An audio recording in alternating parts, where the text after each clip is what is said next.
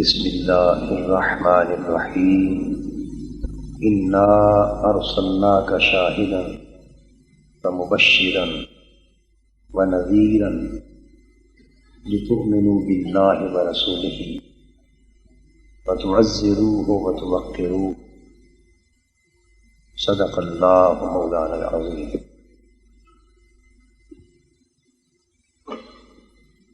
صدر گرامی قدر محترم مشائخ و علماء کرام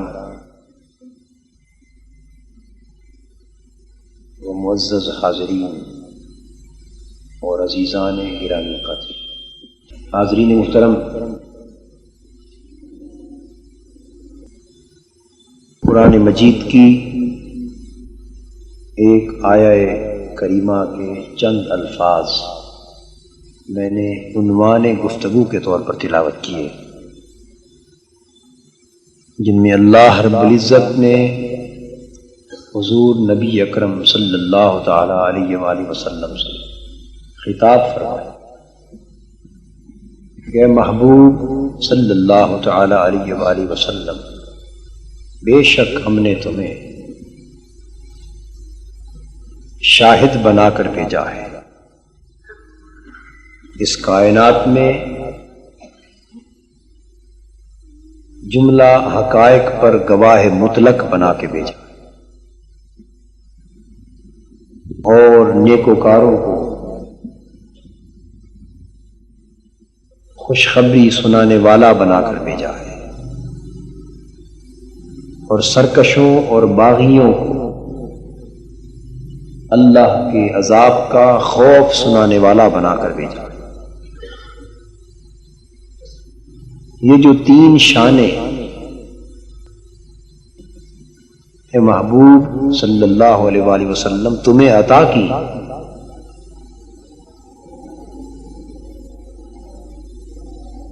اس لیے عطا کی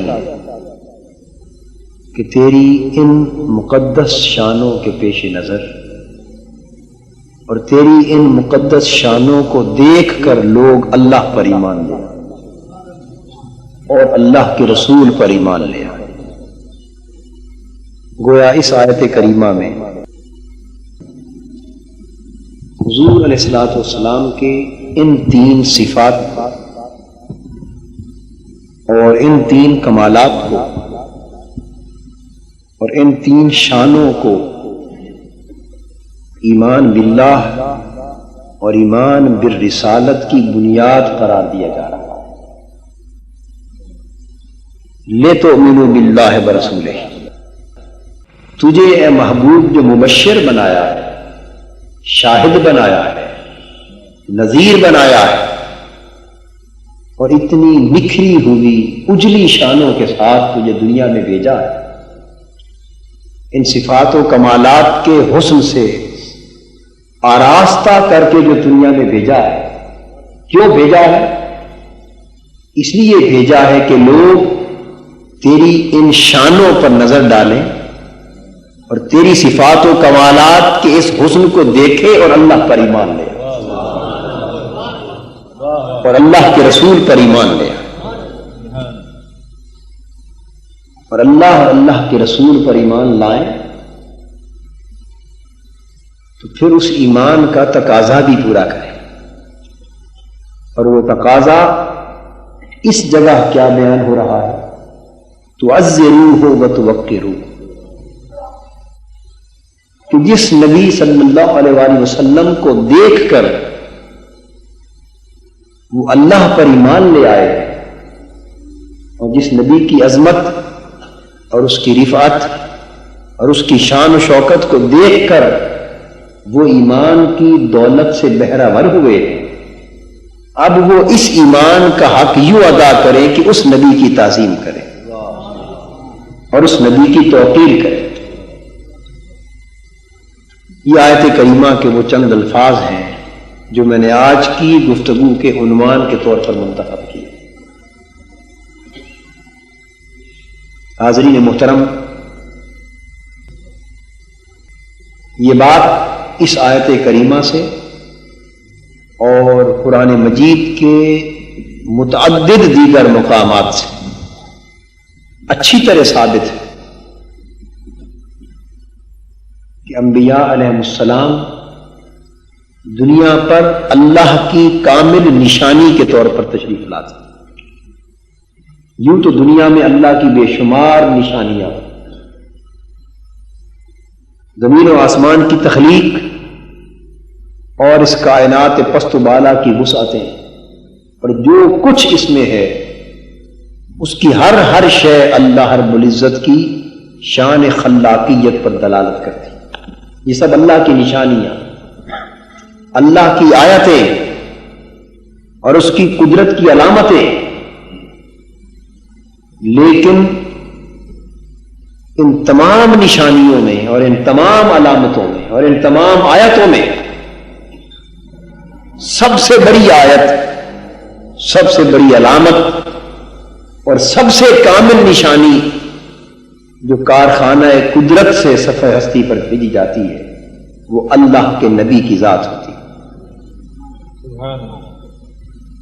نشانی اس لیے بھیجی جاتی ہے کہ اسے دیکھ کر اصل حقیقت کے ہونے پر اعتبار آتا ہے۔ علامت کا مقصد ہی یہ ہوتا ہے کہ وہ کسی کے ہونے کی نشاندہی کرتی ہے، اور علامت چونکہ اصل کی اور حقیقت کی نشاندہی کے لیے ہوتی اور وہ اصل اور حقیقت پر دلالت کرتی، اس لیے علامت جتنی کامل ہوگی اس کی دلالت بھی اسی قدر کامل ہوگی۔ نشانی جتنی بہتر ہوگی اسی قدر نکھر کر اصل حقیقت کا چہرہ بے نقاب ہوگا، اسی قدر اصل حقیقت کا حسن آشکار ہوگا۔ اس لیے اس کائنات میں جو کچھ ہے، اینما تولوا فثم وجہ اللہ، تم جدھر بھی چہرہ کر لو، جدھر بھی دیکھو، اسی سمت تمہیں اللہ کی قدرت کا چہرہ نظر آئے، اللہ کی نشانیاں نظر آئیں، اس کی حسن خلاقیت کے جلوے نظر آئیں، اس کی حسن ربوبیت کی نشانیاں ہی نشانیاں پاؤ۔ تو ہر شے کو جب دیکھا جاتا ہے تو اس کا وجود اس کے خالق کی نشاندہی کرتا ہے، لیکن اللہ کے نبی کو اس لیے بھیجا جاتا ہے کہ وہ اللہ کی ذات کے وجود پر دلالت مطلقہ رکھتا ہے، اس حسن مطلق کے وجود پر کامل دلالت کرتا ہے۔ اس لیے وہ نبی اللہ پر ایمان لانے کا باعث ہوتا ہے۔ یہ وجہ ہے کہ قرآن مجید اللہ رب العزت کے مضمون توحید کو حضور علیہ الصلوۃ والسلام کی زبان اقدس سے ادا کرواتا۔ فرمایا گیا قل هو اللہ احد، اے محبوب صلی اللہ علیہ وآلہ وسلم تو فرما دے کہ وہ اللہ ہے اور وہ ایک۔ اے محبوب تم فرما دو کہ وہ اللہ ہے جو ایک۔ بیان اللہ کی وحدانیت کا مضمون ہو رہا ہے، بیان اس کی توحید مطلق کا مضمون ہو رہا ہے، اللہ کی ہستی کا ذکر ہو رہا ہے، اس کے ایک ہونے کا بیان ہے، لیکن فرمایا یہ جا رہا ہے کہ محبوب بات میری ہے لیکن تو کہہ دے۔ بے شک بات میری ہے، مضمون میرا ہے، ذکر میرا ہے، لیکن ادا تو اپنی زبان سے کر۔ اس لیے کہ مجھے تو کسی آنکھ نے دیکھا ہی نہیں ہے، اور میری آواز کو کسی کان نے، کسی فرد بشر کے کان نے براہ راست سنا ہی نہیں ہے، اور پھر کوئی آنکھ نہ میرا احاطہ کر سکتی، نہ میرے ادراک کا حق ادا کر سکتی۔ بلکہ ہر شے کا احاطہ میں کرنے والا، پھر کوئی شے میری مثیل نہیں جو اس طرح مجھے قیاس کیا جا سکے۔ لیس کمثلہ شیء لا تدرکہ الابصار وہو یدرک الابصار، وہ تو ہر شے سے بلند و بالا۔ اے محبوب، میں تو انسان کے حواس سے بھی بلند ہوں، مجھے نہ انسان کی باصرہ سے پتہ چل سکتا، نہ انسان اپنی سامعہ کی مدد سے مجھے جان سکتا، نہ انسان اپنے ذائقہ شامہ اور لامسہ سے مجھے پہچان سکتا۔ جہاں انسان کے حواس کی پرواز ختم ہو جاتی ہے، میں تو اس سے بھی بلند ہوں، اور پھر مجھے انسان اپنی عقل و خرد سے بھی نہیں جان سکتا۔ عقل و خرد کی پرواز جہاں ختم ہو جاتی، میں اس سے بھی بلند و بالا۔ اور پھر عقل کے بعد وہ لوگ جو کشف اور وجدان سے حقیقتوں کو جانتے، انہیں بھی اس راہ کی خبر تو ہوتی، لیکن جہاں ان کا کشف اور ان کا وجدان ختم ہو جاتا ہے، میں اس سے بھی بلند ہوں۔ گویا کوئی انسان اس دنیا میں اپنی نفسی استعداد سے نہ مجھے جان سکتا ہے، نہ پہچان سکتا ہے، نہ کوئی مجھے دیکھ سکتا ہے، نہ سن سکتا ہے، نہ چھو سکتا ہے، نہ مس کر سکتا، جب براہ راست مجھے جانتا ہی کوئی نہیں، تو پھر میں خود اپنے ہونے اور ایک ہونے کا مضمون انسان سے کس طرح بیان کروں؟ محبوب، میں نے تو لوگوں کو اپنی معرفت کے لیے تجھے واسطہ مقرر فرمایا، لوگوں تک اپنی بات پہنچانے کے لیے تیری زبان کو ذریعہ بنایا، لوگوں تک اپنا پیغام پہنچانے کے لیے تیرے دل اور تیرے سینے کو راستہ بنایا ہے۔ اس لیے محبوب، بات میری ہے، لیکن چاہتا ہوں کہ تیری زبان سے ادا ہو۔ مضمون میری وحدانیت کا ہے، لیکن چاہتا ہوں کہ تیری زبان سے اس کا بیان کیا جائے۔ اس لیے کہ لوگ مجھے تو جانتے ہی تیرے اعلان کے سبب سے، اور یہی مقصد نبوت ہے، یہی مقصد نبوت و رسالت۔ تو حاضرین محترم، اللہ رب العزت ہر شے پر قادر ہے، وہ قادر مطلق، اگر چاہے تو ہر شخص تک براہ راست اپنا کلام پہنچا سکتا، اور وہ چاہتا تو ہر کس و ناکس کے سرانے صبح کو قرآن کا ایک نسخہ موجود ہوتا۔ اس کی قدرت اور قدرت کاملہ سے کچھ بھی بعید نہیں، لیکن اس نے ایسا نہیں کیا۔ وہ اپنی بات براہ راست ہر شخص تک پہنچا سکتا تھا، لیکن اس نے اپنی بات ہم تک پہنچانے کے لیے نبوت اور رسالت کو واسطے کے طور پر مقرر فرمایا۔ اور کل کا لفظ زبان حال سے اس فلسفے کو بیان کر کے ہمیں یہ حقیقت سمجھا رہا ہے کہ لوگوں، جب میں قادر مطلق ہو کر اپنی بات اگر بغیر کسی واسطہ اور ذریعہ کے تم تک پہنچانا چاہوں تو پہنچا سکتا ہوں، اس بات پر قادر ہونے کے باوجود بھی میں اپنی بات براہ راست تم سے نہیں کرتا، واسطہ نبوت سے کرتا ہوں، واسطہ رسالت سے کرتا ہوں۔ جب میں نبوت اور رسالت کا واسطہ اپنی بات تم تک پہنچانے میں قائم کرتا ہوں، تو تم اپنی بات مجھ تک پہنچانے میں نبوت کے واسطے کو کیسے چھوڑتے؟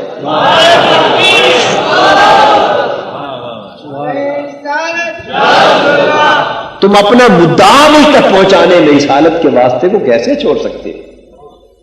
یعنی اللہ رب العزت کا تعلق بندوں سے ہو، اس میں بھی واسطہ نبوت حق ہے، اور بندے کا تعلق رب سے ہو، اس میں بھی واسطہ نبوت حق ہے۔ اس لیے اللہ پاک نے فرمایا، اذا قیل لهم تعالوا الى ما انزل الله والى الرسول رأيت المنافقین یصدون عنک صدودا۔ جب ان سے کہا جاتا ہے کہ آؤ اللہ کے نازل کردہ حکم کی طرف، اور آؤ رسول کی طرف. جب انہیں دو دعوتیں دی جاتی، کتنی دعوتیں؟ دعوت الی اللہ اور دعوت الی الرسول. یہ دعوت الی ما انزل اللہ اور دعوت الی الرسول، دو دعوتیں دی جاتی. ایک دعوت اللہ کی طرف، اللہ کے حکم کی طرف، اور ایک دعوت اللہ کے رسول کی طرف. تو قرآن کیا کہتا ہے؟ قرآن مجید کا ارشاد ہے رأیت المنافقین یصدون عنک صدودا. اے محبوب آپ دیکھیں گے کہ منافقوں کا رویہ یہ ہے کہ وہ میرے طرف آنے سے نہیں گھبراتے جب انہیں تیری بارگاہ کی طرف بلایا جاتا ہے، تیری حکمیت و حاکمیت کی طرف دعوت دی جاتی، تیری نبوت و رسالت کی قطعیت پر ایمان لانے کی دعوت دی جاتی، تیرے حکم کو آخری سند ماننے کی دعوت دی جاتی. جب تیری بارگاہ اقدس میں جبین نیاز خم کرنے کی اور جبین اطاعت جھکا دینے کی اور جبین اتباع جھکا دینے کی بات کی جاتی ہے تو محبوب میری طرف آنے سے نہیں گھبراتے، تیری بارگاہ میں جھکنے سے گھبراتے، تیرے در کی طرف آنے سے پسو پیش کرتے. یصدون عنک صدودا، تیری طرف آنے سے گردن پھیر لیتے. ایسے لوگوں کو قرآن نے کیا کہا؟ رأیت المنافقین، تم دیکھو گے کہ منافق یہ کرتے کہ تیری طرف آنے سے گردن پھیر لیتے. گویا قرآن مجید کا دو ٹوک فیصلہ یہ ہے کہ اللہ رب العزت پر ایمان اور اللہ رب العزت کے ساتھ تعلق وہی معتبر ہے جو واسطہ رسالت سے ہو، جو واسطہ نبوت سے ہو. حذف رسالت کے ساتھ اللہ پر ایمان لانے کی بات کرنا یہ یا تو منافقت ہے یا کھلا کفر ہے. عقیدہ رسالت کو حذف کر کے، عقیدہ نبوت کو حذف کر کے، حجیت سنت کو حذف کر کے، قطعیت سیرت کو حذف کر کے اور ناگزیریت واسطہ رسالت کو حذف کر کے اللہ پر ایمان کی بات کرنا، اللہ سے تعلق کی بات کرنا، اللہ سے وابستگی کی بات کرنا اور اس سے تعلق بندگی قائم کرنے کی بات کرنا، یہ سوائے منافقت اور کفر کے کچھ نہیں. اللہ سے ہر طرح کا تعلق واسطہ نبوت سے ہی قائم ہو سکتا ہے.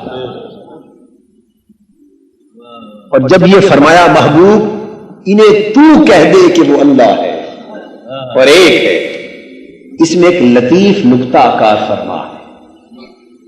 وہ یہ کہ اگر میں آپ سے کہوں کہ میر علی احمد تالپور صاحب بہت قابل آدمی اور آپ نے ان کو پہلے کبھی دیکھا بھی نہ ہو، آپ کی ان سے براہ راست کوئی واقفیت اور کوئی شناسائی اور تعارف بھی نہ ہو، براہ راست ان سے کوئی تعارف نہ ہو، میں آپ کو کہوں کہ یہ بہت قابل آدمی اور آپ میرے کہنے پر ان کو مان لیں کہ واقعی یہ بہت قابل آدمی، تو میں آپ سے یہ سوال کروں گا کہ آپ نے پہلے ان کو مانا یا مجھے مانا؟ پہلے کس کو مانا؟ بتائیے نا. میں نے آپ سے کہا کہ یہ بہت قابل آدمی اور آپ براہ راست ان کو جانتے بھی نہ تھے کہ اس نام کا کوئی شخص بھی ہے یا نہیں. بالفرض میں نے بتایا کہ یہ بہت قابل آدمی، آپ نے ان کو قابل مان لیا، فاضل مان لیا. کہ اگر میرے کہنے سے آپ نے ان کو قابل اور فاضل مان لیا تو آپ نے پہلے کس کو مانا؟ اگر آپ مجھے ہی نہ مانے اور میری بات ہی کو نہ مانے تو انہیں ماننے کا کوئی حق اور کوئی جواز پہنچتا ہے نہیں. اس لیے کہ یہ تو میں بتا رہا ہوں کہ کوئی ہے، تو آپ نے پہلے میری بات کو مانا تو پھر اسے مانا جس کی خبر میں دے رہا ہوں. تو اللہ کا رسول اللہ کے حکم سے کہہ رہا ہے اور اللہ پاک فرما رہے ہیں محبوب قل تو کہہ دے کہ کوئی ہے اور وہ ایک ہے. اے محبوب تو ان سے کہہ دے کہ وہ اللہ ہے اور وہ ایک، تاکہ لوگ تیری زبان سے سن کر مجھے مانیں، اور جب تجھ سے سن کر مجھے مانیں گے تو مراتب میں تو اللہ بلند ہے، رسول اس سے بعد. اللہ خالق ہے، رسول مخلوق ہے. اللہ مالک ہے، رسول مملوک. اللہ معبود ہے، رسول اس کا عبد. وہ بھیجنے والا مرسل ہے، رسول آنے والا مرسل ہے. وہ بنانے والا ہے، رسول اس کا مصنوع ہے، الغرض وہ سارے کمالات دینے والا، یہ اس سے کمالات کی دولت حاصل کرنے والا۔ رسول کا کوئی مقابلہ کسی سطح پر، کسی جہت سے، کسی اعتبار سے اللہ سے نہیں ہو سکتا۔ یہ مقابلہ کرنا، یہ مقابلے کا تصور کرنا، یہ مقابلے کا گمان کرنا بھی جہالت ہے کہ مخلوق کا خالق سے کیا مقابلہ ہوگا، محدود کا غیر محدود سے کیا مقابلہ ہوگا، اس لیے صنعت کا صانع سے کیا مقابلہ ہوگا کہ کوئی یہ مقابلہ کرنا شروع کر دے کہ یہ عمارت بہتر ہے یا اس کا معمار بہتر ہے۔ معمار جو کاریگر ہوتا ہے، کیا کاریگر معمار اور اس کی بنائی ہوئی عمارت میں مقابلہ بنتا ہے؟ نہیں بنتا۔ وہ کاریگر نہ ہوتا تو عمارت ہی نہ ہوتی، اس کا تو وجود اس کا مرہون منت ہے۔ یہ محتاج ہے وہ بنانے والا، ان کا کوئی مقابلہ نہیں۔ تو میں عرض کر رہا تھا کہ اللہ کا درجہ بلند اور رسول جتنے بھی کمالات کے مالک کیوں نہ ہو، وہ بعد از خدا بزرگ تو ہی قصہ مختصر، یہ امر حقیقت جس کا کوئی انکار نہیں کیا جا سکتا۔ لیکن میں تقدم اور تاخر کی بات کرتے ہوئے یہ عرض کرنا چاہتا ہوں کہ بے شک اللہ پر ایمان شان الوہیت کی بلندی کے اعتبار سے پہلے، اور رسول پر ایمان اس کی شان رسالت کے اعتبار سے اللہ کے بعد ہے، اس میں کوئی شک نہیں۔ لیکن حرف کل کیا کہہ رہا ہے کہ محبوب تو کہہ دے کہ وہ اللہ ہے اور ایک ہے۔ تو جب انسانیت نے رسول کی زبان سے سن کر اللہ کے ایک ہونے پر ایمان لائے تو اس کا مطلب یہ ہوا کہ انہوں نے پہلے رسول کو مانا اور پھر رسول کی زبان کی وساطت سے اللہ کو مانا۔ تو جو شخص رسول کو مانے بغیر براہ راست اللہ کو ماننا چاہتا ہے، وہ اللہ کو مان کر بھی اس کا انکار کر رہا ہے۔ اس لیے رسول پر ایمان لانا پہلے ہے، اللہ پر ایمان لانا بعد میں ہے۔ جس شخص کا رسول کی زبان پر اعتماد نہیں، رسول کی نبوت کی صداقت پر اعتماد نہیں، رسول کی رسالت کی حقانیت پر اعتماد نہیں، اور جو رسول کی زبان پر آنکھیں بند کر کے ایمان بالغیب کا اسے مرکز نہیں سمجھتا اور من کل الوجوہ رسول کے ہر کہنے کو حق نہیں سمجھتا اور رسول پر پہلے ایمان نہیں رکھتا، وہ شخص اللہ پر ایمان لانے کا دعویٰ بھی نہیں کر سکتا۔ تو حرف کل، سورہ توحید کا پہلا حرف کل یہ بتا رہا ہے کہ اسلام میں رسول پر ایمان پہلے ہے، اللہ پر ایمان بعد میں ہے۔ اور یہ جو ہم ایمان باللہ کے بعد ایمان بالرسالت کہتے ہیں، یہ درجات کی ترتیب کی وجہ سے، یہ مراتب کی ترتیب کی وجہ سے کہ اللہ پہلے ہے رسول بعد میں، مراتب کی ترتیب یہی ہے۔ لیکن ماننے کی ترتیب میں رسول کو مانو گے تو اللہ مانا جائے گا۔ بالکل وہی نقطہ اس آیت کریمہ میں ہے جس کو میں نے آج کی گفتگو کے عنوان کے طور پر تلاوت کیا۔ آپ نے یہ نقطہ سمجھ لیا، اب اس آیت کریمہ پر توجہ فرمائی۔ فرمایا انا ارسلناک شاہدا ومبشرا ونذیرا، اے محبوب ہم نے تمہیں یہ ساری شانیں عطا کی اور ان شانوں کے ساتھ بھیجا۔ کیوں بھیجا؟ جب ایک دعویٰ کیا جاتا ہے اور کسی کو اتنی شانیں کمالات دے کر بھیجنے کا دعویٰ کیا جاتا ہے تو صاف ظاہر ہے کوئی اس کی علت بھی تو بیان ہوگی، کوئی حکمت بھی تو بیان ہوگی، کوئی اس کا خاص سبب بھی تو مذکور ہوگا کہ اتنی شانیں دے کر کیوں بھیجا، بجائے اس کے کہ اس کی کوئی حکمت اور سبب ہم اپنی طرف سے تراشیں۔ اللہ پاک خود حکمت کو بیان کرتے، اس علت کو خود بیان فرماتے کہ محبوب ہم نے تجھے شان شاہدیت سے نوازا، شان مبشریت سے نوازا، شان نذیریت سے نوازا، اور تجھے اتنی شانوں، اتنی صفتوں اور اتنے کمالات کا مرکب اتم بنا کر بھیجا۔ کیوں بھیجا؟ کہ لتؤمنوا باللہ ورسولہ، کہ لوگ اتنی شانوں والا رسول دیکھیں تو رب کی شان یاد آ جائے، اس رسول کو دیکھیں تو رب پر ایمان لے آئے، اور دیکھیں کہ جس کا بھیجا ہوا اتنا بلند والا ہے، اس کا بھیجنے والا کیسا ہوگا۔ جو شاہد بنانے والا اتنا کامل ہے، شاہد خود اتنا کامل ہے، تو اسے منصب شاہدیت پر فائز کرنے والا کتنا کامل ہوگا۔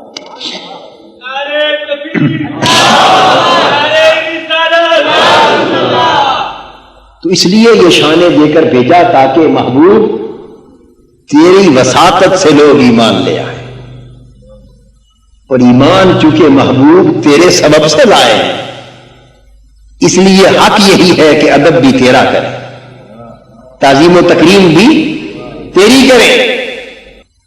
اب یہ تعظیم و توقیر جو تقاضا ایمان ہے، اس کی میں حضور علیہ الصلوۃ والسلام کی نسبت سے امت کے کتنے تعلق بنتے ہیں، ان تعلقات میں اس کی جگہ کو متعین کرنا چاہتا ہوں۔ اللہ رب العزت نے حضور علیہ الصلوۃ والسلام کو 3 طرح کے کمالات عطا فرمائے۔ کتنی قسموں کے؟ 3 قسموں کے کمالات عطا فرمائے۔ کچھ کمالات وہ ہیں جن کو فضائل کہا جاتا ہے۔ کیا کہتے ہیں؟ فضائل۔ کچھ کمالات وہ ہیں جن کو شمائل کہا جاتا ہے، اور کچھ کمالات وہ ہیں جنہیں خصائل کہا جاتا ہے۔ 3 کمالات، فضائل، شمائل اور خصائل۔ فضائل وہ کمالات جن میں ہاتھ کی انگلی ہلتی ہے تو چاند کا سینہ چر جاتا ہے۔ فضائل کا تعلق اس کمال سے ہے کہ ہاتھ اٹھتا ہے تو ڈوبا ہوا سورج پلٹ آتا ہے۔ یہ سب فضائل کے باب میں۔ فضائل کا تعلق اس کمال سے کہ جسد اطہر مس ہوتا ہے تو سوکھا ہوا کھجور کا تنا زندہ ہو جاتا ہے، اس تنہ حنانہ زندہ ہو جاتا ہے۔ فضائل کا تعلق اس کمال سے ہے کہ توجہ ہوتی ہے تو ہاتھوں میں کنکری یا بول پڑتی ہے۔ فضائل کا تعلق اس کمال سے کہ توجہ فرماتے تو ہاتھ سے چشمہ بہ نکلتا اور مردے زندہ ہو جاتے، اور فضاؤں اور ہواؤں سے گزرتے ہیں تو ہوائیں معطر ہو جاتی، اور لعاب دہن لگتا ہے تو آنکھوں کی بینائی لوٹ آتی۔ ان سارے کمالات کا تعلق فضائل سے ہے۔ یہ ایک طرح کے کمالات۔ کمالات نبوت کی دوسری قسم شمائل ہے۔ شمائل میں آقا دو جہاں کی ظاہری شخصیت کا حسن و جمال آ جاتا ہے بطور خاص۔ اس میں وہ کمال ہے جس سے حضور علیہ الصلوۃ والسلام کے حسن سراپا کا بیان کرتا ہے۔ وہ جو ایک صحابی کہتے ہیں کہ 14ویں رات کا چاند چمک رہا تھا اور حضور علیہ الصلوۃ والسلام سرخ دھاری دار چادر، سرخ ڈوروں والی چادر زیب تن فرما کر آرام فرما تھی، اور میرا دل چاہا کہ میں دیکھوں تو صحیح کہ محبوب کتنا پیارا ہے، کتنا حسین۔ وہ کہتے ہیں میں ایک نظر چاند پر ڈالتا، 14ویں رات کے چمکتے ہوئے چاند پر ایک نظر حضور کے چہرہ اقدس پر ڈالتا، بار بار دیکھتا رہا، موازنہ کرتا رہا۔ وہ کہتے ہیں اللہ کی عزت کی قسم میں اس نتیجے پر پہنچا کہ چاند کے حسن کا کوئی مقابلہ ہی نہ تھا حضور کے حسن کے ساتھ۔ وَهُوَ أَحْسَنُ عِنْدِي مِنَ الْقَمَرِ، میری نگاہ ان کو چاند سے کہیں زیادہ خوبصورت پا رہی تھی۔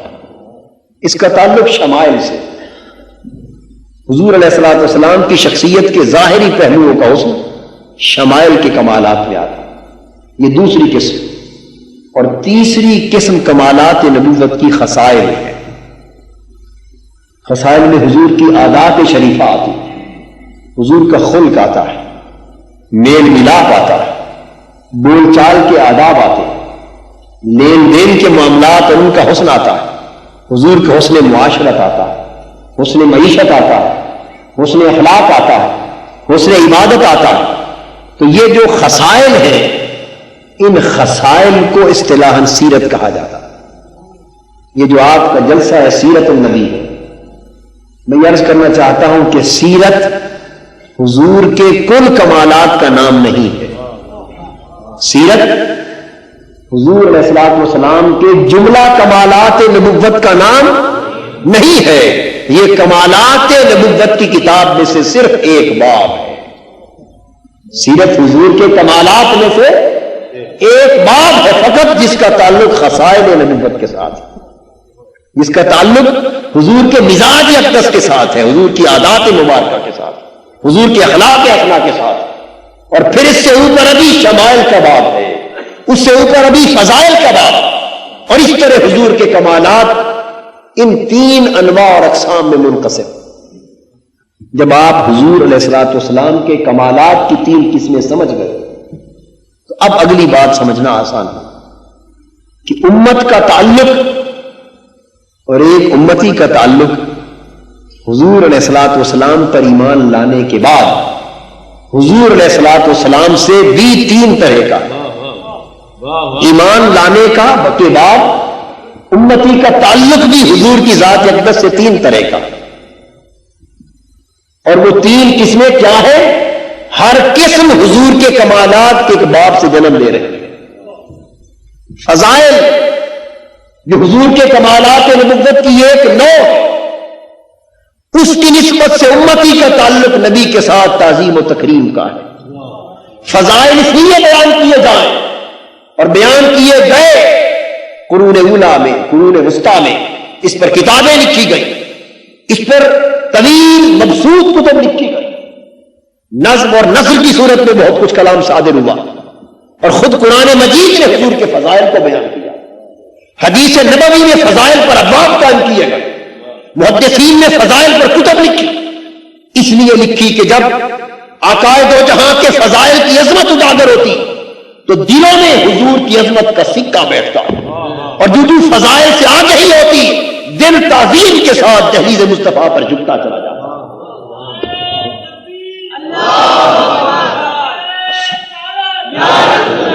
تو فضائل سے انسان جو آگاہ ہوتا تو عزت دل میں بڑھتی چلی جاتی، قدر و منزلت میں اضافہ ہوتا چلا جاتا، تعظیم و تکریم بڑھتی چلی جاتی. تو فضائل مصطفی کی نسبت امتی کو نبی سے ادب، تعظیم و تکریم کا تعلق سکھاتی. اس کے بعد شمائل کے کمالات آتے. شمائل میں حضور کا حسن سراپا بے نقاب ہو رہا ہے، عقائد و جہاں کے چہرے اقدس کا حسن جلوہ گر ہو رہا ہے، حضور کے مقدس ابرو کا حسن آ رہا ہے، چشمان مقدس کا حسن جلوہ گر ہو رہا ہے، حضور کے رخسار اقدس کا حسن جلوہ گر ہو رہا ہے، حسن سراپا ہے، توازن و اعتدال اعضاء ہے، اور حضور کی ظاہری شخصیت کے مختلف پرکشش پہلو ہیں. جب یہ بے نقاب ہوتے ہیں تو دل میں عشق و محبت کا چراغ جلنے لگتا ہے. اس لیے کہ محبت کا موضوع حسن ہوتا ہے، محبت کا مرکز حسن ہوتا ہے، اور تعظیم کا مرکز فضیلت ہوتی ہے. تعظیم کا مرکز عظمت ہے، فضائل سے عظمت نکلتی ہے، اور عظمت دل کو تعظیم کا بہتر بنا دیتی ہے. شمائل سے حضور کا حسن بے نقاب ہوتا ہے، اور جو نگاہ حسن پر پڑتی ہے تو محبت بڑھتی چلی جاتی ہے، عشق محبت کی شمع روشن ہوتی ہے. سو فضائل نے امتی کا تعلق تعظیم کے حوالے سے پیدا فرما دیا، شمائل نے امتی کا تعلق نبی سے محبت کے حوالے سے قائم کر دیا. اور خصائل جو کہ سیرت کا موضوع، ان سے انسان جو آگاہ ہوتا تو حضور کی پیروی کا داعیہ بیدار ہوتا. جو اپنے محبوب کے اٹھنے بیٹھنے کی خبر ہوتی، محبت کرنے والوں کا دل چاہتا ہے کہ میں بھی اسی طرح اٹھا بیٹھا کروں جس طرح محبوب اٹھتا بیٹھتا تھا. جو حضور کے کھانے پینے کے آداب معلوم ہوتے، میرے آقا کا چلنا پھرنا معلوم ہوتا، بیدار ہونا سونے کا ادب معلوم ہوتا، جو حضور کی مسکراہٹوں سے آ گئی ہوتی، حسن معیشت کی خبر ہوتی، حسن معاشرت کی خبر ہوتی، اہل و عیال سے برتاؤ کا پتہ چلتا، پڑوسیوں سے برتاؤ کا پتہ چلتا، دوست و دشمنوں سے میل ملاپ کا پتہ چلتا. جو حضور کے آداب زندگی سے انسان باخبر ہوتا ہے. محبت مجبور کرتی ہے کہ بندے اگر محبت ہے اس محبوب سے تو بھی اسی طرز کی زندگی اپنا جس طرح اس کی زندگی تھی. تو خصائل یعنی سیرت سے اتباع جنم لیتی، سیرت سے اسوہ سے باخبر ہو کر اطاعت کا جذبہ جنم لیتا.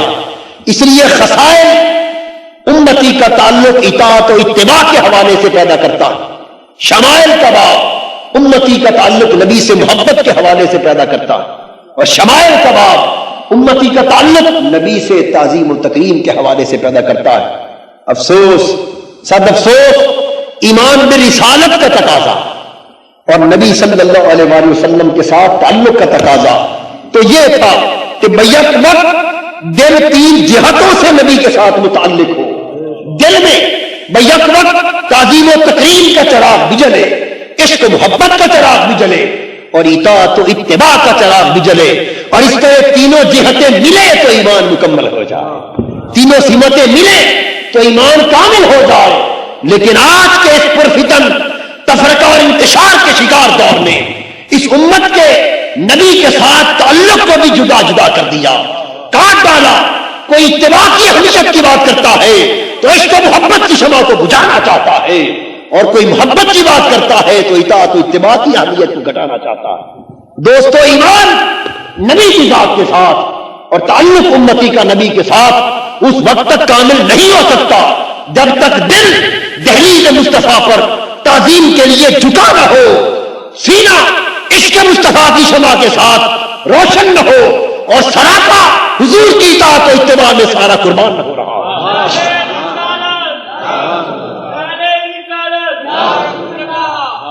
جب ایک امتی ہر اعتبار سے اپنے آپ کو ان تین تعلقات کے سپرد کر دیتا ہے اور اس طرح حضور سے کامل تعلق میں اور کامل وابستگی میں یکتا ہو جاتا ہے، اس وقت اس کا ایمان مکمل ہوتا ہے اور وہ ایمان کے تقاضوں کی تکمیل کر رہا ہوتا ہے۔ گویا اب ہماری گفتگو یہاں تک پہنچی کہ حضور پر ایمان لانے کے کم سے کم تین تقاضے اس آیت کریمہ کی روح سے یا کمالات کی روح سے، ورنہ بات کرنے کو قرآن مجید کی اور بھی بہت آیات کریمہ ہیں اور تقاضے بھی بیان ہوئے، جہاں یہ فرمایا گیا فالذین آمنوا بہ وعزروہ ونصروہ واتبعوا النور الذی انزل معہ، یہاں چار تقاضوں کا ذکر ہے۔ سو اس طرح چار ہو یا تین، بنیادی طور پر تقاضوں کا مسئلہ میں نے آپ کو سمجھا دیا کہ ایمان تب مکمل ہوتا ہے جب یہ سارے تقاضے بیک وقت پورے کیے جائیں۔ ان میں سے کسی ایک کو بھی چھوڑ دیا جائے تو ایمان ناقص رہتا، ایمان کی تکمیل نہیں ہوتی۔ اب چونکہ تین جدا جدا باب ہمارے سامنے کھل گئے، وقت کم ہے ایک نشست میں، اب میں تینوں ابواب کا احاطہ تو خیر کسی نشست میں بھی انسان نہیں کر سکتا، لیکن تینوں ابواب کو اس حد تک کاملاً بیان بھی نہیں کیا جا سکتا کہ بات سمجھائی جا سکے۔ اجمالی طور پر تینوں چیزوں کی اہمیت میں نے عرض کر دی۔ اب تھوڑی تفصیل کے لیے میں صرف ترتیب کے اعتبار سے پہلی بات کو لیتا ہوں، کیونکہ آیت کریمہ جو تلاوت کی تھی اس کا موضوع یہی تھا۔ تو پہلا تقاضا ایمان کا، نبی صلی اللہ علیہ وسلم پر ایمان کا پہلا تقاضا یہ ہے کہ تعظیم و تکریم کا حق ادا کیا جائے۔ یہ پہلا تقاضا جو دوسرے دو تقاضوں سے جدا نہیں کیا جا سکتا، لیکن سردست آج کی نشست کی گفتگو کے لیے کچھ روشنی میں اس تقاضے پر ڈالتا۔ قرآن مجید میں فرمایا گیا تعزروہ وتوقروہ، ایمان لا کر اللہ کے رسول پر اس رسول کی تعظیم و توقیر کرو۔ یہاں تعظیم سے کیا مراد ہے؟ حضرت عبداللہ ابن عباس رضی اللہ تعالی عنہ وہ بیان فرماتے ہیں کہ تعظیم سے مراد یہ ہے کہ اے تجلو، لوگوں حضور علیہ الصلوۃ والسلام کی عظمت میں حضور کی تعظیم و توقیر، تعظیم سے مراد تعظیم، تکریم، اس سے مراد تجلو، حضرت عبداللہ ابن عباس ترجمان القرآن، اور حضور نے ان کو حبر هذه الامہ کہا، اس امت کا سب سے بڑا عالم۔ وہ ابن عباس کہتا ہے کہ تعزروہ سے مراد اے تجلو، نبی کی تعظیم و تکریم کا حق ادا کر۔ اور مبرد اسی مقام پر تعزروہ کا معنی بیان کرتے ہوئے فرماتے ہیں اس کا معنی یہ ہے کہ لوگوں نبی صلی اللہ علیہ وسلم کی محض تعظیم نہ کرو، بلکہ تبالغوا فی تعظیم ہی، نبی کی تعظیم میں مبالغہ کرو۔ نبی کی تعظیم میں مبالغہ کرو، یہ معنی ہے تعظیم کا، نبی کی تعظیم میں مبالغہ کرو، یہ قرآنی حکم ہے۔ اور امام مبرد یہاں اس آیت کریمہ کا یہی معنی بیان فرماتے ہیں، اور قاضی ایاز رحمت اللہ تعالی علیہ نے الشفاء میں اس معنی کو بیان فرمایا، اے تبالغوا فی تعظیم، کہ نبی کی تعظیم میں مبالغہ کرو۔ اور مبالغہ کہتے ہیں وہ حد جسے عام ذہن حد تصور کرتا ہو اس سے آگے گزر جانا، عام ذہن جسے حد مانتا ہو اس سے آگے گزر جانا، اسی کو مبالغہ کہتے ہیں۔ اس کا مطلب یہ ہوا کہ تعظیم والد کی بھی ہوتی، تعظیم استاد کی بھی ہوتی، تعظیم شیخ کی بھی ہوتی ہے، تعظیم بڑوں کی بھی ہوتی۔ سو ہر ایک کی تعظیم کرو اس کی حد تک۔ اسلام نے یہاں یہ تعلیم دے دی کہ باپ کی تعظیم کرو لیکن اس کی بھی ایک حد ہے، ماں باپ کی تعظیم کرو ایک حد تک، بڑوں کی تعظیم کرو اس کی بھی ایک حد ہے، استاد اور شیخ کی تعظیم کرو اس کی بھی ایک حد ہے۔ جس کسی کی تعظیم کا وقت آئے حد کو قائم رکھو، جب رسول کی تعظیم کا وقت آئے تو حد کو عبور کرو۔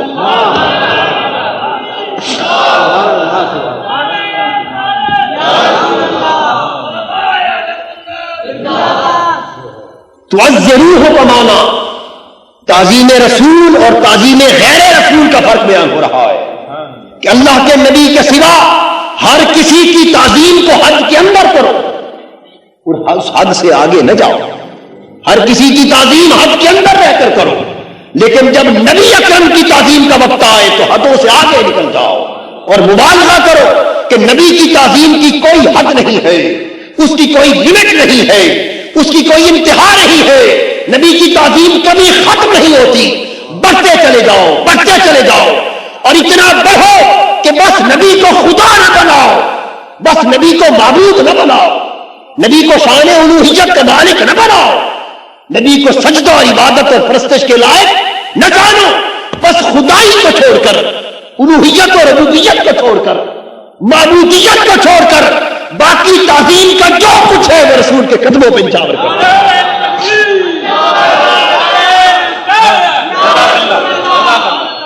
تو عظمتیں جتنی ہیں تعظروہ کا معنی اب یہ ہوا اعتبالغوا فی تعظیمہ، اس کا معنی یہ ہوا کہ نبی خدا تو ہو نہیں سکتا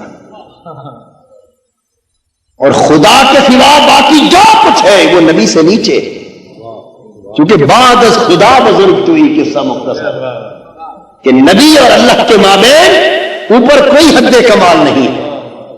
اب بات کو سمجھے ہیں، نبی اور اللہ کے مابین اوپر کوئی حد کمال اور حد فاصل نہیں ہے، نبی خدا تو ہو نہیں سکتا، اس لیے کہ نبی کو کسی جہت سے بھی خدا سمجھا تو کفر ہو گیا، نبی کو عبادت اور پرستش کے لائق کسی جہت سے بھی سمجھا، خدا کی ذات میں شریک جانا، خدا کی صفات میں شریک جانا، خدا کے افعال میں شریک جانا، مستقلاً یا عارضی طور پر، بالواسطہ یا بلا واسطہ، کسی نسبت سے بھی نبی کو اگر معمولی سا بھی خدا کی ذات و صفات و افعال میں شریک جانا تو یہ کفر و شرک ہو گیا، اور کسی صاحب ایمان کا یہ اعتقاد نہ ہے نہ ہو سکتا ہے۔ تو نبی خدا تو ہو نہیں سکتا، اور خدا کے سوا باقی عظمتوں کی جتنی کائنات ہے وہ نبی کے قدموں کے نیچے ہے۔ یہ معنی ہے تعظروہ ہوگا کہ مبالغہ کرو نبی کی تعظیم میں۔ اب ایمان سے کہیے، ایمان سے کہیے، اگر آپ شہر نبی کے کوڑے کرکٹ کو بوسہ دیتے پھریں اور شہر مدینہ کے گلی کوچوں کی دیوار اور زمین کو چومتے پھریں اور وہاں کی خاک کو آنکھ کا سرما بناتے پھریں تو یہ خدا بنانا تو نہیں ہے نا، کہ خدا تو ان گلیوں سے بلند ہے، خدا تو خس و خاشاک سے بلند ہے، خدا اس زمین کے تصور سے بلند ہے، بس خدا نہیں جانا، لیکن قدم قدم پر تعظیم کے جتنے مرحلے ہو سکتے ہیں وہ سب اللہ کے رسول کے لیے وقت جو چاہیں۔ امام شرف الدین بوصیری علیہ رحمت فرماتے ہیں قصیدہ بدہ میں کہ عیسائیوں نے یہ ظلم کیا کہ عیسیٰ کو خدا بنا دیا اور خدا کا بیٹا بنا دیا، اور یہ بات حق نہ تھی۔ فرماتے ہیں بس مسلمانوں، تم نبی صلی اللہ علیہ وآلہ وسلم کو خدا نہ کہو، خدا یا خدا کا بیٹا نہ کہو، باقی جو دل میں آئے کہہ دو وہ بھی کم ہے، جو دل میں آئے کہہ دو وہ بھی کم ہے کہ نبی اس سے بھی بلند ہے، نبی اس سے بھی بلند ہے۔ اعتبالغوا فی تعظیمہ، جب نبی کی تعظیم کی باری آئے تو اسے مبالغے کے ساتھ کرو۔ وہ مبالغہ کیا ہے میں اس کی بھی مثال سمجھا دیتا ہوں، پہلے قرآن سے پھر حدیث، کہ نبی کی تعظیم میں مبالغہ کیا، وہ مبالغہ ہماری نسبت سے۔ قرآن مجید میں اللہ پاک نے نبی صلی اللہ علیہ وسلم کی تعظیم کے آداب کو بیان فرمایا. ارشاد فرمایا لا ترفعوا اصواتکم فوق صوت النبی. اے لوگوں، جب میرے نبی کی مجلس ہو تو میرے نبی کی آواز سے اپنی آواز بھی اونچا نہ کیا کرو. یہ عام مخلوق کے حوالے سے تعظیم میں مبالغہ نہیں تو کیا ہے؟ کیوں؟ ذرا آگے دیکھیے، آیت بیان کرتی نبی کی آواز سے بھی اپنی آواز کو اونچا نہ کرو. اور پھر فرمایا لا تجہروا لہ بالقول کجہر بعضکم بعضا، کہ نبی کو جس طرح ایک دوسرے کو بے تکلفی سے اونچا پکار پکار کر بلاتے ہو بے تکلفی سے، میرے نبی کو پکارنے کا وقت آئے تو بے تکلفی سے نہ پکارا کر. اور جس طرح ایک دوسرے کو بلاتے ہو وہ انداز نبی کو بلانے کا نہ. اگر ایسا کر دو گے تو ان تحبط اعمالکم وانتم لا تشعرون.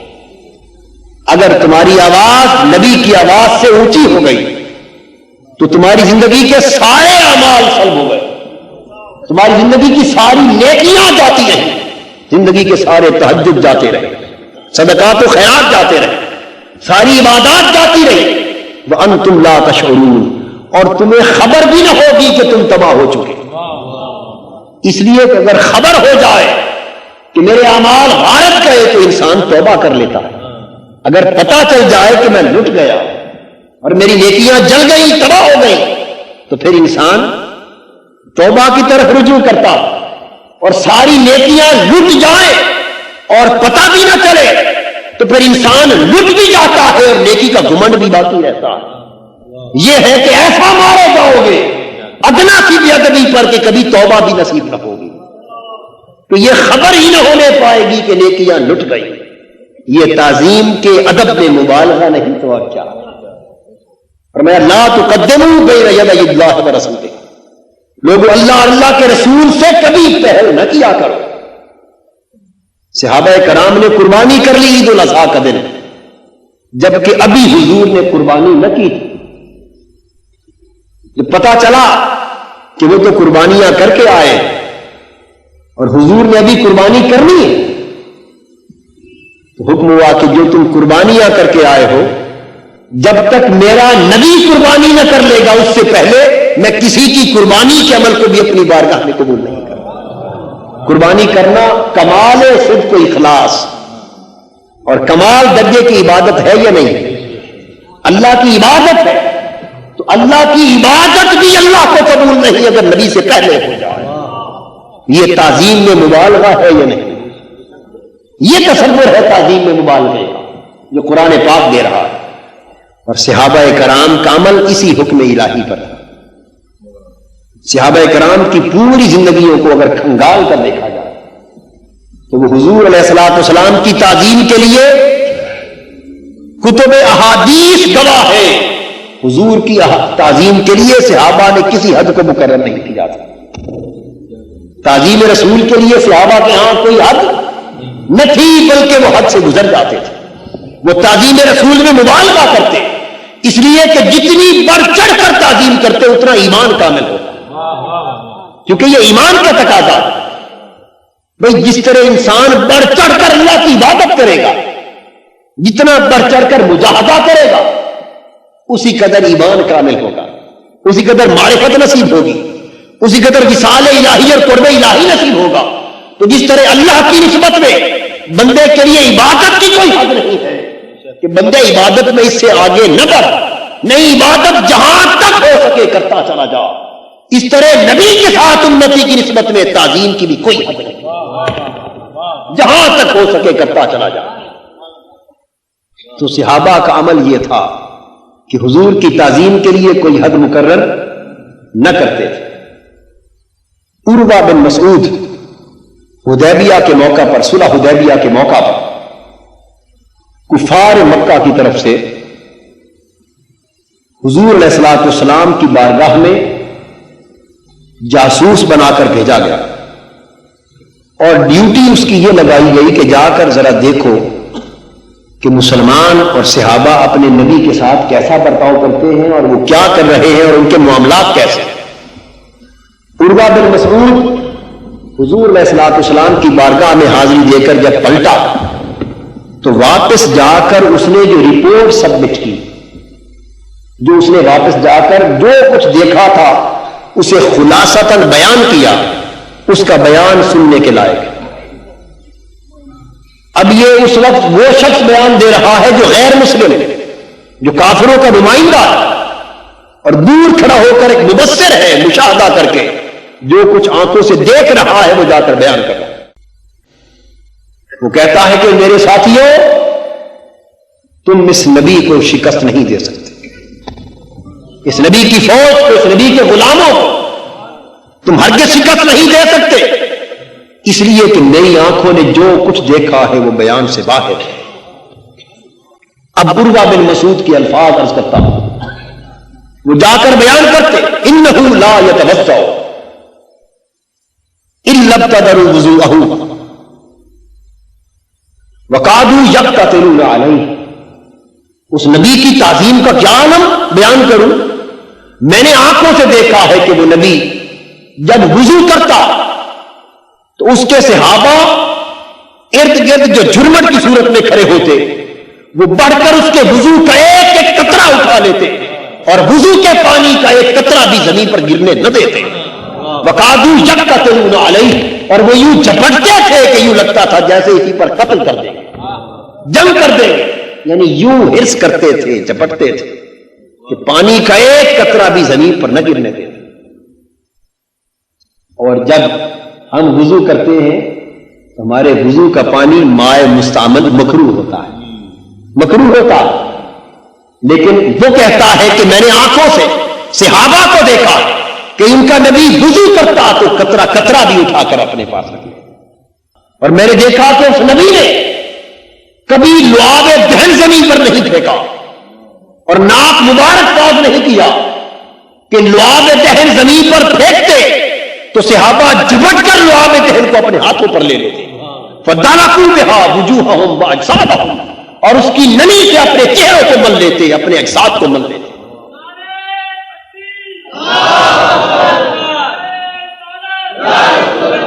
یہ کون کر رہے؟ ابو بکر کر رہے، یہ عمر، عثمان اور علی کر رہے ہیں، یہ 1400 صحابہ کی پوری جماعت کر رہی ہے، جن کے اسی عمل کے وقت اللہ پاک یہ شہادت اتار رہا ہے کہ رضی اللہ عن المؤمنین، اللہ ان مومنوں سے راضی ہو گیا جنہوں نے بیعت رضوان کی ہے۔ اے محبوب، ان الذین یبایعونک انما یبایعون اللہ ید اللہ فوق ایدیہم، یہ وہی 1400 صحابہ جن کی تعظیم کے عمل کو عروہ بن مسعود ان لفظوں میں بیان کر رہا ہے، اور یہی بیعت کرنے والے جن کے لیے اللہ پاک فرماتے ہیں کہ محبوب، یہ جو تیرے ہاتھ پر بیعت کرتے ہیں یہ تیرے ہاتھ پر نہیں اللہ کے ہاتھ پر بیعت کرتے ہیں، اور ان کے ہاتھ اللہ کے ہاتھ میں، یہ جن کے ہاتھ اللہ کے ہاتھ میں اور جن کے ایمان کی مہر تصدیق قبض کی جا رہی ہے اور جن کے ایمان کے کامل ہونے کی شہادت دی جا رہی ہے، ان کا عمل کیا ہے وہ عمل سن لیجیے کہ لعاب دہن کی نمی سے وہ اپنے چہروں کو متبرک کرتے، اپنے جسموں کو متبرک کرتے۔ وَإِذَا أَمَرَهُمْ بِأَمْرٍ ابْتَدَرُوا، میں نے دیکھا کہ وہ نبی جب ایک بھی حکم کرتا وہ لپک کر اس حکم کی تعمیل کرتے۔ وَإِذَا تَكَلَّمَ خَفَضُوا أَصْوَاتَهُمْ عِندَهُ، اور جب وہ نبی کلام کرتا ان کی آوازیں پست ہو جاتی، گردنیں جھک جاتی اور خاموش ہو کر ہمتاً گوش ہو کر اس کی بات سنتے۔ وَلَا يَهِدُّونَ إِلَيْهِ النَّظْرَ تَعْظِيمًا لَهُ، اور میں نے دیکھا کہ وہ نظر اٹھا کر ادباً اس نبی کی طرف نہ دیکھتے، ان کی نگاہیں تعظیم رسول میں جھکی رہتی اور چہرے کی طرف نگاہ اٹھانے کی جرات نہ کرتے۔ اس کے بعد وہ کہتے ہیں کہ واللہ رأیت کیسر فی ملکہ ورأیت کسریٰ فی ملکہ ورأیت النجاشی فی ملکہ واللہ ما رأیت ملکا احد قط مثل محمد فی قومہ واللہ ما رأیت ملکا یعظم اصحابہ ما یعظم محمد اصحابہ، کہ خدا کی قسم میں نے کیسر کو ملک روم کے اندر اپنے جاہ و جلال کی حالت میں دیکھا ہے، میں نے کسرا کو ملک ایران میں اپنی تمکنت اور جاہ و شوکت کی حالت میں دیکھا ہے، اور میں نے نجاشی کو حبشہ میں اپنی جاہ خسروانہ میں دیکھا ہے۔ خدا کی قسم آج تک کیسر، کسرا اور نجاشی سمیت دنیا کے کسی بادشاہ کی وہ تعظیم میں نے اس کی سلطنت میں نہ دیکھی، میں نے اس کے درباریوں میں نہ دیکھی جو محمد کی تعظیم اس کے اصحابہ میں دیکھی۔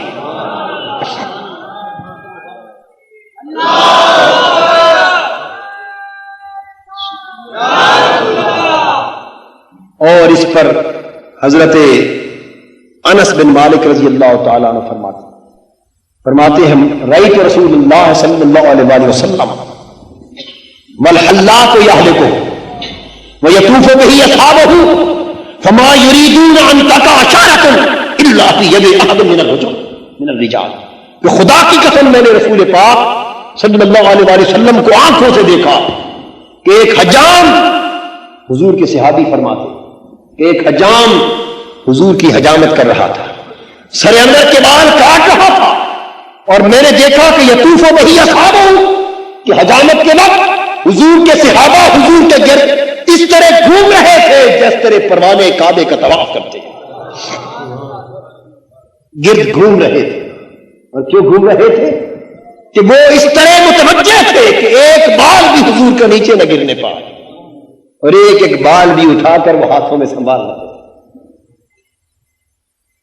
اور اے حضرت عثمان، اسی موقع پر ذرا آپ بھی بتا دیجئے کہ آپ لوگوں نے حضور کی تعظیم کی کیا حد مقرر کرتی تھی؟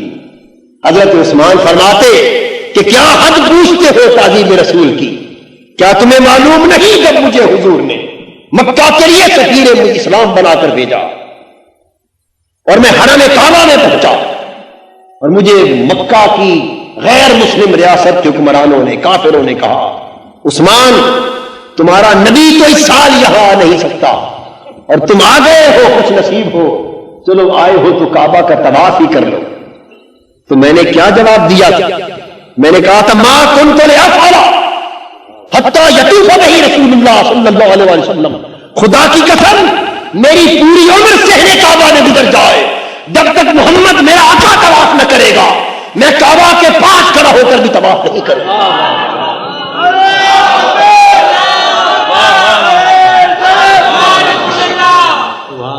ہماری مہربانی میرے نام کے نعرے میں لگائیں، میں معذرت خواہ۔ صحن کعبہ میں کھڑے ہو کر کعبہ کی طرف نظر اور کہتے ہیں ما کنت لافعل بہ حتی یطوف بہ رسول اللہ، جب تک میرا آقا طواف نہ کرے مجھے کیا ضرورت ہے کہ میں طواف کروں۔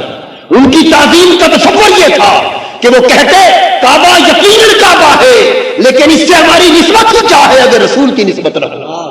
یہ نسبتیں سب رسول کے سبب سے تھیں، یہ تعظیمیں سب رسول کے سبب سے تھیں، یہ الفتیں سب رسول کے سبب سے تھیں۔ وہ ہر شے کو رسول کی تعظیم کے قدموں پر قربان کرتے، ان کے لیے تعظیم رسول کی کوئی حد نہ تھی، تعظیم رسول کی کوئی حد نہ تھی۔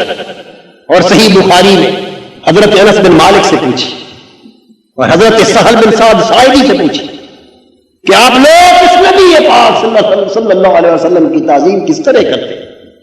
وہ کہتے ہیں کہ سن لے تعظیم کا یہ عالم کہ ان ابا بکر کان یصلی لهم فی واجع النبی الذی توفى فیہ حتی اذا کان یوم الاثنین وهم صفوف فی الصلاۃ فکشف النبی صلی اللہ علیہ وسلم ستر الحجرہ ينظر الینا وهو قائم فتبسم كأن وجهه بركة مصحف فهممنا ان نفتتن من الفرح برؤية النبي صلی اللہ علیہ وسلم واشار الینا النبی ان نتیموا صلاتکم وارخوا الستر وناکس ابو بکر العاقبہ لیصل الصف واشار الینا النبی ان نتیموا صلاتکم وارخوا الستر۔ کیا پوچھتے ہو کہ ہم حضور کی تعظیم کیسے کرتے ہیں؟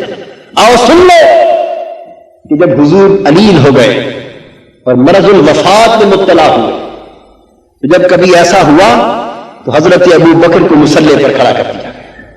ابو بکر صدیق حضور کے قائم مقام مصلی پر امامت کرواتے، فرماتے ہیں 2 دن گزر گئے حضور علالت کے باعث، جسمانی کمزوری کے باعث باہر نماز پڑھانے کے لیے تشریف نہ لا سکے، اور عشاق کی نگاہیں چہرہ پاک کو دیکھنے میں ترس گئیں۔ 2 دن اندازہ کر لیں کہ جو نگاہ ایک لمحہ بھی چہرے سے نہ ہٹتی ہے وہ 2 دن سے ترس گئی۔ یعنی ایسے صحابہ تھے، حدیث میں آتا ہے کہ وہ نماز میں پہلی صف پر دائیں ہاتھ کھڑے ہوتے، حضور نماز پڑھتے اور وہ حالت نماز میں حضور کا چہرہ تکتے رہتے، حضور کا چہرہ پاک تکتے رہتے۔ یہ صحابہ کے عشق اور تعظیم کا یہ عالم تھا۔ فرماتے ہیں آنکھیں ترس گئی تھی، حضور کا چہرہ دیکھ نہ پائے تھے، حتیٰ کہ آقا دو جہاں صلی اللہ علیہ وسلم نے کچھ افاقہ محسوس فرمایا۔ حضرت ابوبکر نماز پڑھا رہے ہیں، صحابہ صف در صف حالت نماز میں جماعت میں کھڑے، نماز شروع ہو، حضور علیہ الصلوۃ والسلام نے افاقہ محسوس کیا۔ یہ صحیح بخاری کی حدیث سے صحیح ہے۔ آقا دو جہاں اٹھے اور آپ نے اپنے در دولت کا جو پردہ تھا دروازے پر لٹکا ہوا اس کو ہٹا دیا، ہٹا کر کھڑے ہو کر دیکھا۔ حضور کے قلب اطہر میں خیال آیا کہ میں اٹھ کے دیکھوں تو صحیح کہ میرے غلام میرے ابو بکر کے پیچھے کس طرح نماز پڑھ رہے، یعنی دیکھنا چاہتے تھے نظارہ، جس طرح باپ اپنی اولاد کے عمل کو دیکھ کر خوش ہوتا ہے، استاد شاگردوں کا اتفاق دیکھ کر خوش ہوتا ہے۔ حضور کی آنکھیں چاہتی تھی کہ میں دیکھوں تو صحیح کہ میرے ابو بکر کے پیچھے کس طرح کھڑے ہو کے نماز پڑھ رہے۔ حضور کھڑے ہو گئے، چہرہ اقدس حضور کا سامنے آیا، پردہ گھر کا ہٹ گیا۔ اب صحابہ کہتے ہیں یہاں میں آپ کو دعوت دوں گا کہ تھوڑا سا تأمل کریں، غور و خوض کریں۔ صحابہ پہلے آ چکا ہم صفوف فی الصلاۃ، ابو بکر صدیق جماعت کرا رہے، صحابہ حالت نماز میں صف در صف کھڑے نماز پڑھ رہے۔ جن لوگوں روضہ اقدس کی حاضری کا شرف نصیب ہوا ہے وہ جانتے ہیں کہ اگر مسجد نبوی جو حضور کی مسجد نبوی تھی اصل، اس میں کھڑے ہو کر کوئی نماز پڑھ رہا ہو، یہ مسجد نبوی کی ریاض الجنہ بھی کہا جاتا ہے، نماز پڑھ رہا ہو تو حضور کا گھر مبارک جہاں حضور کا مزار اقدس ہے اور جو حضور کا حجرہ تھا، وہ نمازی کے بائیں کندھے کی طرف اس طرف پڑتا ہے اور چہرہ کعبے کی طرف ادھر ہوتا ہے، اور حضور کا گھر بائیں کندھے کے بالکل سامنے اس طرف ہوتا ہے۔ اگر کوئی شخص نماز میں یکسوئی اور استغراق کے ساتھ کھڑا اللہ کی عبادت کر رہا ہو تو چہرہ صاف ظاہر ہے، اس کا نہ صرف یہ کہ سیدھا ہوگا بلکہ دائیں بائیں کی کوئی شے اسے دکھائی نہیں دے سکتی، دائیں بائیں کندھے کی کوئی چیز اسے دکھائی نہیں دے سکتی۔ اور پھر جب جماعت کی حالت میں صفیں کھڑی ہو تو صفوں میں کھڑا ہوا شخص بائیں کیا ہو رہا ہے اور دائیں کیا ہو رہا ہے اس کی تو اسے خبر ہی نہیں ہو سکتی۔ اور پھر صحابہ کی نماز ہو، ہماری اور آپ جیسی نماز نہ تھی، صحابہ کی نماز ہو تو ان کی یکسوئی کا عالم کیا ہوگا، حالت نماز میں انہماک اور استغراق کا عالم کیا ہوگا۔ اس استغراق سے بری ہوئی نماز میں اگر ادھر سے پردہ ہٹتا ہے اور حضور سامنے آتے ہیں تو صحابہ جو بول رہے ہیں کہ حضور کھڑے مسکرا رہے تھے اور مسکراتا ہوا چہرہ یوں لگ رہا تھا جیسے کھلا ہوا قرآن، تو ایمان سے کہیے کہ حالت نماز میں منہ ادھر پلٹ کر دیکھے بغیر کیا یہ نظر آ سکتا تھا؟ نظر نہیں آ سکتا۔ کان وجہہ برکت مصحف فتبسم، یہ تبسم کس طرح دیکھا گیا؟ منہ تو ادھر ہے کعبے کی طرف اور حضور اس طرف کھڑے، یہ تبسم کس طرح دیکھا گیا؟ یہ کھلے ہوئے قرآن کی طرح مسکراتا ہوا چہرہ کیسے دیکھا گیا؟ اگلی آیت اسی حدیث کا اگلے الفاظ بیان کر رہے ہیں، فہممنا ان نفتتن من الفرح برؤیت النبی، جب حضور کا چہرہ اقدس سامنے آیا تو ترسی ہوئی نگاہیں جو 2 دنوں سے ترس گئی تھی وہ عشق اور عقل کی کشمکش میں مبتلا ہو گئی۔ عقل نے کہا عاشقو نماز پڑھ لو اور چہرہ کعبے کی طرف رکھو، عشق نے کہا کہ ادھر کعبہ ہے، ادھر کعبے کا کعبہ ہے۔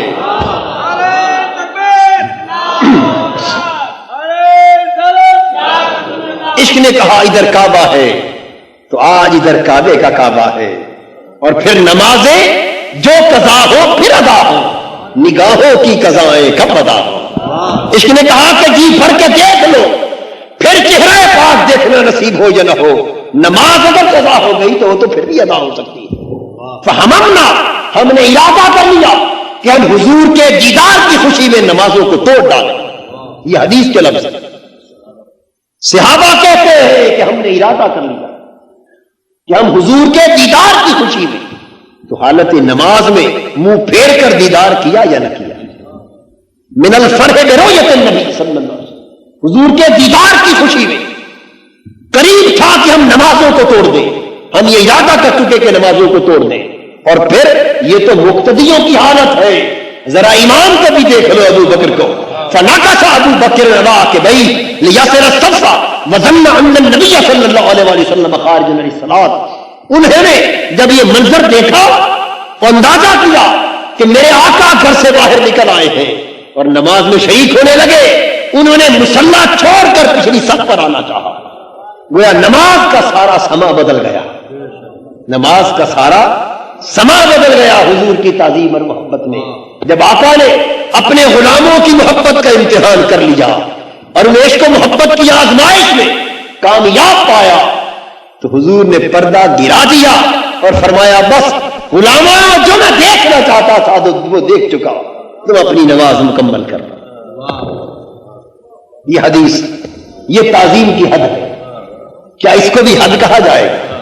یہ نماز ہے، اللہ کی عبادت ہے، نماز اللہ کی عبادت ہے، اور اس عبادت الہی میں بھی دل اور نگاہیں حضور کی محبت اور تعظیم میں سرشار ہے، اس لیے کہ یہ تعظیم اللہ کی عبادت میں بھی مانے نہیں ہے، اس عبادت کو بھی باکمال کر رہی ہے، اس لیے باکمال کر رہی ہے کہ خود اللہ پاک نے فرمایا وَمَن يُعَظِّمْ شَعَائِرَ اللَّهِ فَإِنَّهَا مِن تَقْوَى الْقُلُوبِ، جو اللہ کی نشانیوں کی تعظیم کرتا ہے، یہ تعظیم کرنا دلوں کا تقویٰ ہے۔ جب عام نشانیوں کی، صفا مروہ جیسے پہاڑوں کی تعظیم کرنا دلوں کا تقویٰ ہے، تو حضور کی تعظیم کرنا کس قدر تقویٰ قلب ہوگا۔ اور حضور کی تعظیم و محبت جو نماز میں تھی، یہ تو نماز کو دل کے تقویٰ کے کمال کے سبب معراج پر پہنچا رہی تھی۔ تو صحابہ تعظیم رسول میں کوئی حد نہ رکھتے تھے۔ حضرت سہل بن سعد ساعدی فرماتے کہ ایک قبیلے میں جھگڑا ہو گیا، حضور علیہ الصلوۃ والسلام اس کی صلح کروانے کے لیے تشریف لے گئے۔ جب حضور موجود نہ ہوتے تو جماعت حضرت ابو بکر کرواتے، واپس پہنچے تو ظہر یا عصر کی نماز کا وقت، نماز شروع ہو گئی، حضرت ابو بکر رضی اللہ تعالیٰ عنہ نے جماعت شروع کروا دی، اسی طرح صحابہ صف در صف جماعت میں کھڑے، دوران نماز حضور تشریف لے آئے۔ اب کوئی اور شخص اگر حالت نماز میں پہنچے، اس کے لیے حکم یہ ہے کہ آخری صف میں جہاں جگہ ملے کھڑا ہو جائے، بلکہ عام مجلس منعقد ہو تو لوگوں کو چیر کر آگے آنے کی اجازت نہیں، بلکہ آخر میں جہاں جگہ ملے وہیں بیٹھ جائے تاکہ کسی کو تکلیف نہ ہو۔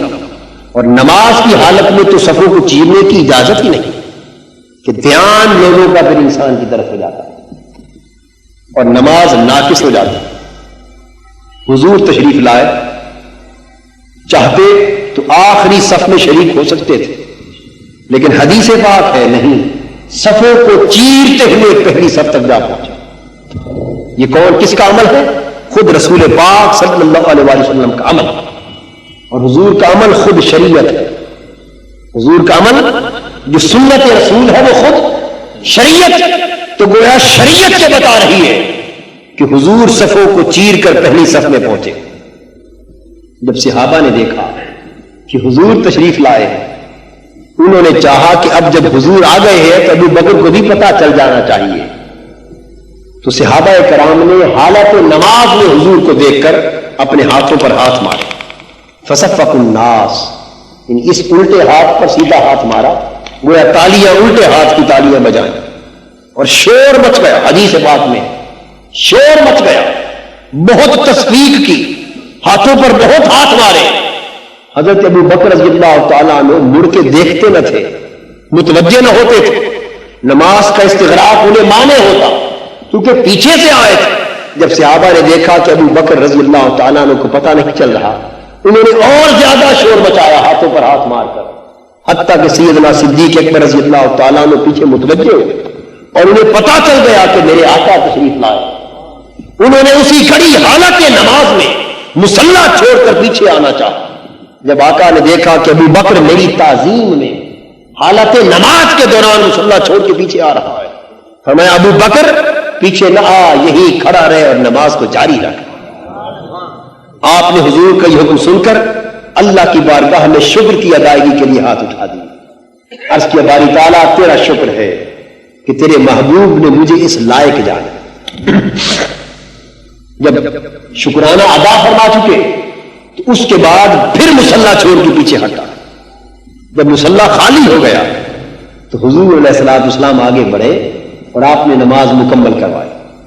سلام پھیرنے کے بعد حضور پوچھتے ہیں یا ابا بکر ما مانا کا مرتو کان تثبت مکانک، اے ابو بکر جب میں نے تجھے حکم دیا تھا کہ تو اپنی جگہ پر کھڑا رہ اور اپنے مقام کو نہ چھوڑ، پھر تجھے کس شے نے روکا کہ تو بجائے میری بات کو ماننے کے پھر بھی پیچھے ہٹ آیا؟ کیا وجہ ہے؟ حضور نے سوال کیا. حضرت ابو بکر جواب دیتے ہیں یا رسول اللہ صلی اللہ علیہ وسلم ما کان لابن ابی قحافہ ان یصلی بین یدی رسول اللہ، حضور آپ کا حکم سر آنکھوں پر، لیکن ابو قحافہ کے بیٹے ابو بکر کی یہ مجال نہ تھی کہ بے شک نماز ہی کیوں نہ ہو حضور پشت کے پیچھے کھڑے ہو، ابو بکر آگے کھڑا رہے. اس لیے مصلی چھوڑ کے پیچھے آ گیا کہ حضور پشت کے پیچھے ہو تو ابو بکر کی نماز کس طرح ہوگی. یہ تعظیم رسول کی کیفیت تھی کہ حالت نماز میں بھی وہ یہ سمجھتے کہ چہرہ کعبے کی طرف ہو اور کعبے کا کعبہ پشت کے پیچھے ہو تو نماز نہیں ہوتی. نماز اس وقت ہوتی ہے کہ کعبے کا کعبہ بھی آگے. یہ ادب ہے، تعظیم ہے، تکریم ہے رسالت مآب صلی اللہ علیہ وسلم کا. تو صحابہ کرام کا یہ عمل رسول پاک صلی اللہ علیہ وسلم کی تعظیم و تکریم میں اور حضور کے عشق و محبت میں پھر حقیقتاً انہیں کامل اطاعت و اتباع پہ ابھارتا تھا.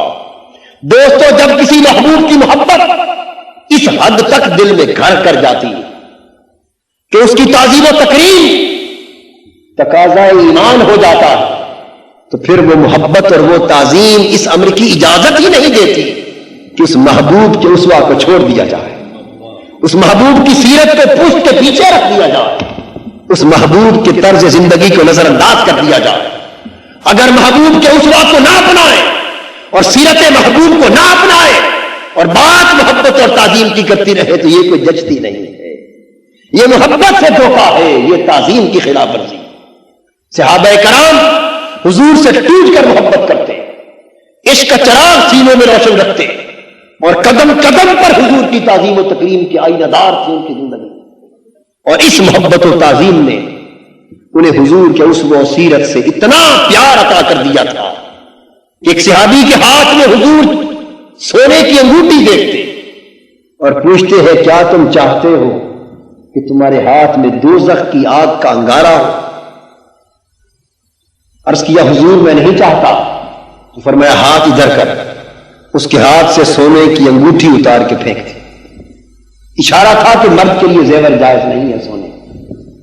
جب حضور علیہ الصلوۃ والسلام اٹھ کے تشریف لے گئے وہ صحابی بھی اٹھ کے چل دیے. اس مجلس کے دیگر حاضرین نے کہا بھائی یہ انگوٹھی سونے کی لے جا اور گھر میں اہلیہ کوئی اور کسی خاتون کو پہنا دے، اس کی اجازت ہے شریعت میں.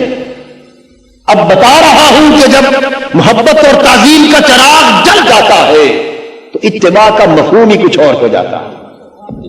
وہ کیا ہے؟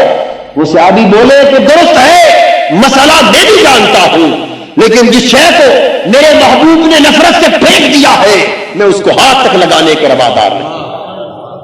اتباع کا مفہوم یہ ہو جاتا ہے.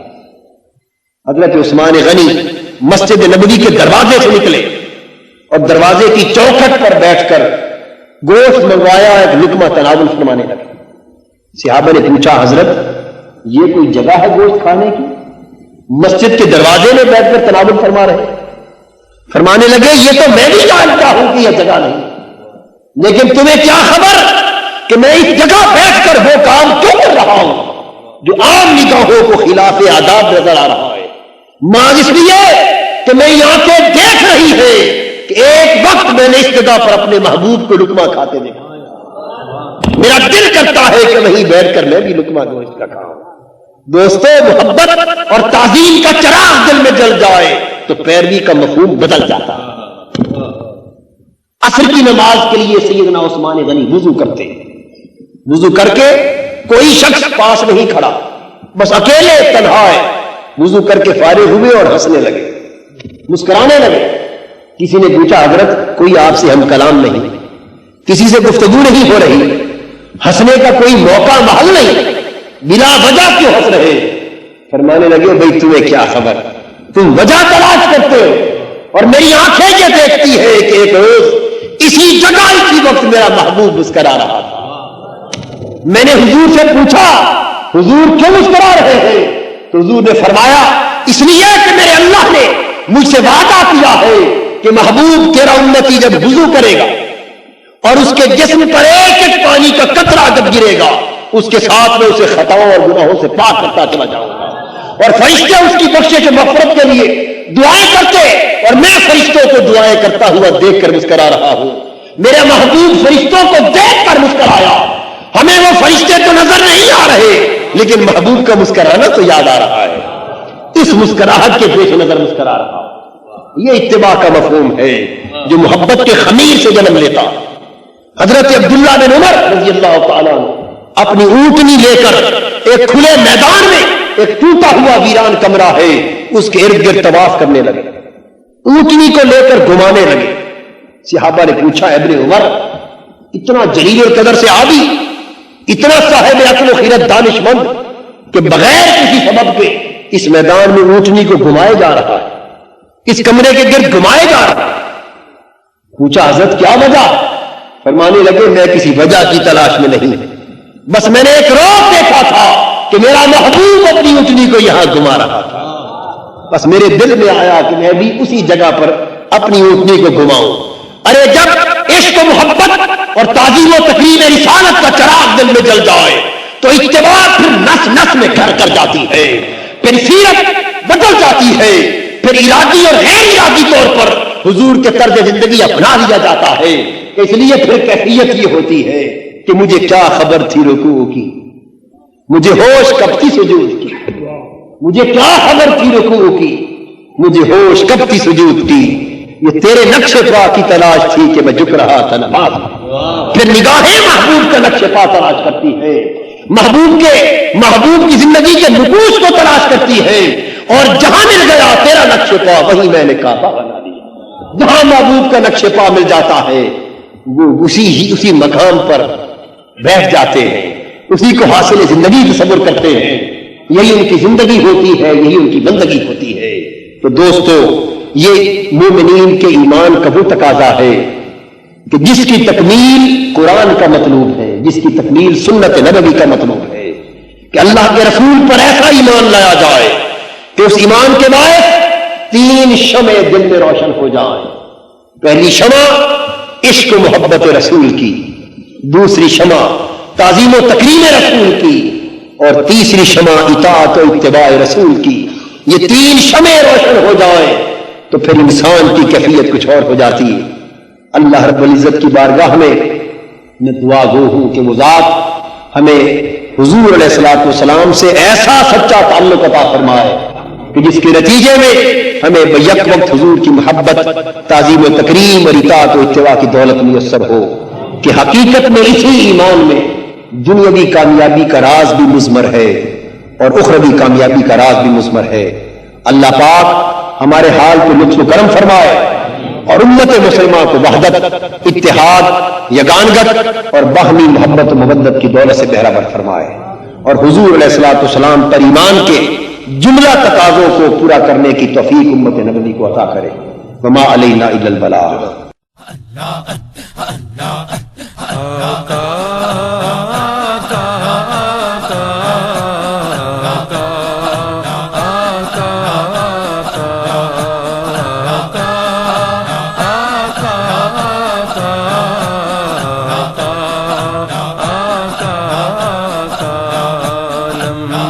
ذاتی نظیر کافی نظر مثل تو نشد پیدا جانا جگ راج کو تاج تو رے